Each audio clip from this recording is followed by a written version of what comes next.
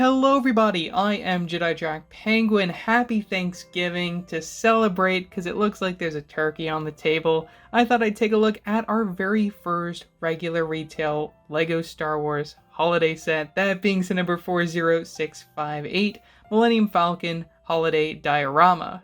This set includes 282 pieces, retailing for $29.99 when it released on October 1st of 2023. Outside of the Advent calendar, this is the first time that we're getting a holiday-themed set from LEGO Star Wars, and it's the first time that we're getting a seasonal holiday-themed set that's licensed, so I thought that this would be a really nice set to pick up to review.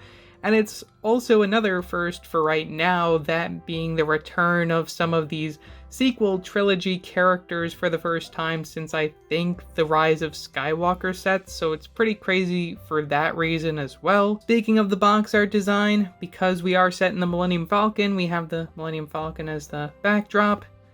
We get Darth Vader from the corner, which is kind of confusing considering the sequel trilogy sets would normally have Kylo Ren in the corner, maybe because we don't have his minifigure in production anymore that he's not going to be shown there. Oh well. From the backside, you get another look at the build, which isn't anything too crazy exciting. Really, what you're buying this set for are those minifigures. But still, I am ready to fight for more licensed holiday-themed sets. I mean, if we could get Easter, Christmas, Halloween-themed LEGO Star Wars sets, I personally think that'd be amazing. Inside the box, you get a total of 3 numbered bags, 1 loose bag which will feature some of the larger plate pieces, as well as your instruction manual. Instructions: ugly render from the front side, from the back, Win Robot. Get your piece count for 2 pages, and then a quick advertisement featuring the sets released in August, all the way to September of this year. You guys can check out reviews for a number of these sets, or actually just 1, 2, 3, and 4 of them. To start off our minifigure selection, we have Rey rocking a brand new torso print of festive jumper with the Millennium Falcon on it. Love that torso print. So cool. Definitely something that people will want to put on their sig figs, just like the torso you'll see on Finn in just a moment, but I really do question when the next time we're gonna get a new sequel trilogy-based LEGO set is. This definitely was not what I was expecting as their return, but hey, I'm not complaining. Facial expression returns from 2015, with a nice smirk from the front, and then a rather unhappy face, as if Rey didn't get what she wanted for Christmas. Looks like she got a book here. Have to show it like this just so that you can see the shine to the front of that printed book. It's a little disappointing that there's nothing inside it though, that's my only complaint. Otherwise, great to see that it's a print and not a sticker, as we know LEGO Star Wars loves their stickers. And I also have to comment on her other accessory, that being her lightsaber, which for some reason has a black hilt, and then we also get a different green color than the green color that we see for other LEGO Star Wars lightsabers. This is actually the translucent fluorescent green compared to the bright translucent green that you'll see for minifigures like Ahsoka or Yoda, or heck, even Qui-Gon Jinn. Hopefully that's a figure that LEGO will remake next year. We also get Rey's best friend Finn in this set, sporting a nice blue lightsaber for his accessory. Really cool to see him wielding a lightsaber in this set. It's as if Rey is starting his training with that book, I guess, maybe as a Christmas gift. But just like Rey, we get a brand new torso print, this time with that Rebel logo from the very front. You can spin it around to the back. Some more little festive details. You even get leg printing on his figure, which is something that I wasn't really expecting when I picked up this set. I was really surprised when building it just to see that we got leg printing at all, which these legs also came on the Finn minifigure we got for the Rise of Skywalker, which also makes me think that this is also Rey within her Rise of Skywalker outfit, because we get the plain white legs as you would have seen on her outfit from those sets. We also get the facial expression returning from The Last Jedi and Rise of Skywalker, with a nice big smile from the front, and then a more scared look from the back side. I also have to point out this hairpiece, which is a brand new hair mold for 2023. It's really cool. I actually think this works so much better than the hairpiece that they were using for Finn. I don't know, it's just, I think it looks so much cooler and fits John Boyega's character much, much more than the one that we got within the sets back in the day. There must be a surplus of Chewbacca minifigures because he even got his own direct-to-consumer this year, which is rather frightening that we've seen so many Chewbaccas across other sets. This is the same exact design introduced in 2014. There's nothing wrong with it. Leg printing and just the printing for the face in general for that head mold looks really great. Get it from the back, continuing the strap. Overall decent figure, though not one that too many fans will really need, as they might already have it already in their collection. Finishing off with the little guys, we have BB-8, returning from 2019. He's different compared to the one that was introduced in 2015 because we have a different head print for this character, which was introduced within the Star Wars Resistance sets and then also carried on into Rise of Skywalker. Really all you have to know is that the head print was new as of 2019. The body print is the same one that we saw introduced in 2015 for the character, where you get the printing all around, and you'll also notice that this character happens to have the problem that R2-D2 minifigures have, where the printing sort of dips down in a weird way. Yeah, it's unfortunate. It is what it is. Can't really do anything about it. It's just really weird that sometimes these prints get misaligned and such, but looks fine from the front. I guess that's all that matters. And finally, you can't invite Chewbacca over for Christmas dinner or Thanksgiving dinner, whatever you want to call this, without having an appetizer. We have a Porg, which is the same exact design introduced in 2018. The head print released the year prior within the UCS Millennium Falcon, though I guess as LEGO didn't have all the source material, they had to change it up a little bit in 2018, and then we got this more dark gray look instead of the black that they used back in the UCS Millennium Falcon. I guess another positive way to look at this minifigure's inclusion is the fact that this is currently the cheapest way to get a Porg outside of the UCS Millennium Falcon, so if you want to have a Porg minifigure, this is definitely the set for you. Alongside our colorful cast of minifigures, we also happen to get a little build to display them in. Now this set, I believe, is titled the Millennium Falcon Holiday Diorama.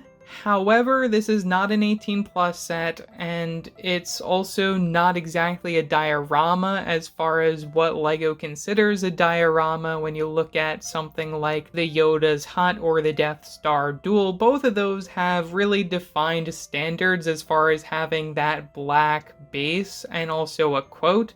This has neither. I mean, it technically has a black base, but it doesn't really count because, look, it's gray. I guess you could also say that it's not done as neatly as other Star Wars dioramas, and again, just this not being an 18+ set. I really question their naming for this set. I think they should have just called it Christmas on the Millennium Falcon or Millennium Falcon Holiday Brunch, something along those lines. Completely remove the word diorama, it's not necessary. Now, first things first, when it comes to this set, I did want to show off that LEGO is kind enough to include some clip pieces down below, so you can store your minifigures' lightsabers.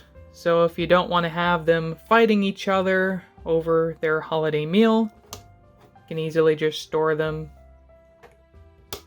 back here. The one accessory, however, that we don't really get a storage spot for is that Jedi text. I mean, I guess you could just lay it over here if you wanna, but what's the fun of that? I wish that they included some sort of way to store it just so then it wasn't just banging around loose in the set. I already mentioned that I'm not a fan of how they designed the base for this thing, considering they call it a diorama. It's just feels really messy in my opinion, but at the same time I do have to appreciate all of this studded room and the fact that they are using larger plate pieces forming the foundation of this set. This is something that we don't really see from LEGO very often anymore them using larger plate pieces to create a foundation. That I think is definitely a step in the right direction as far as just giving us more display pieces in this style. I wouldn't mind even if it does look really ugly. Again, would it be that hard to cover up some of these dark gray bits with black? That's just my only question here, because it just does not look very good. Looking around at some of the different details, we have a small Christmas tree, which is definitely a different build than any that I've seen before. A little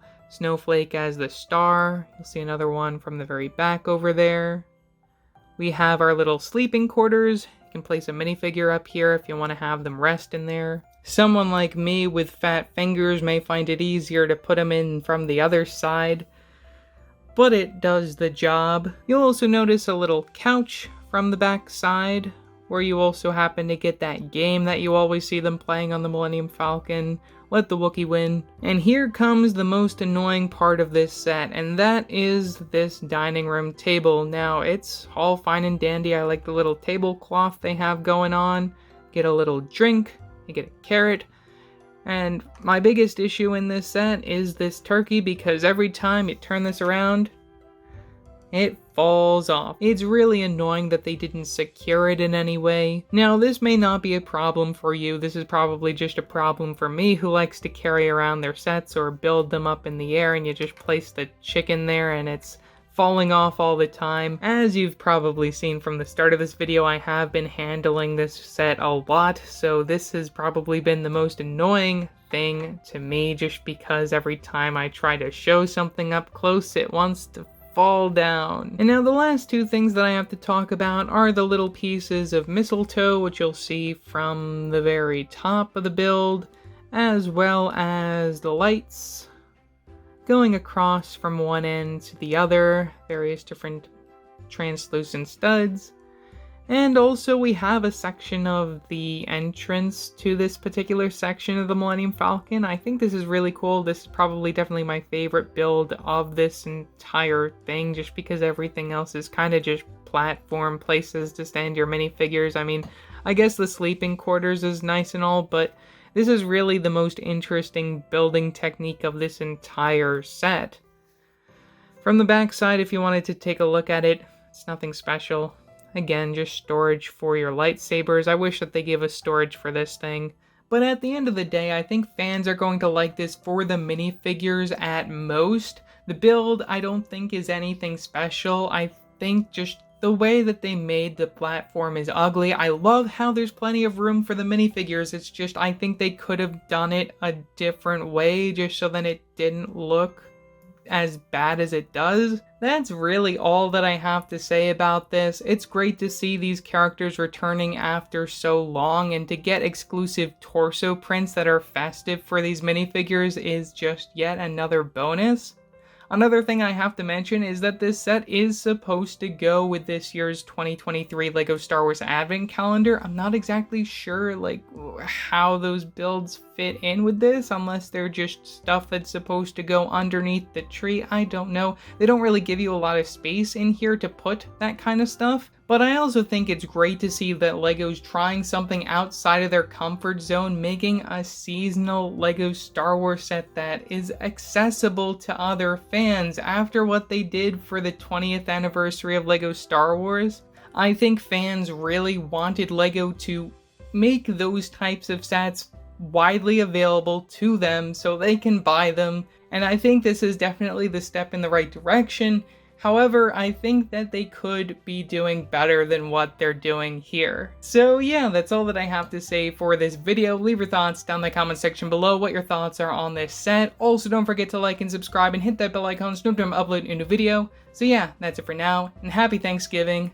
Bye!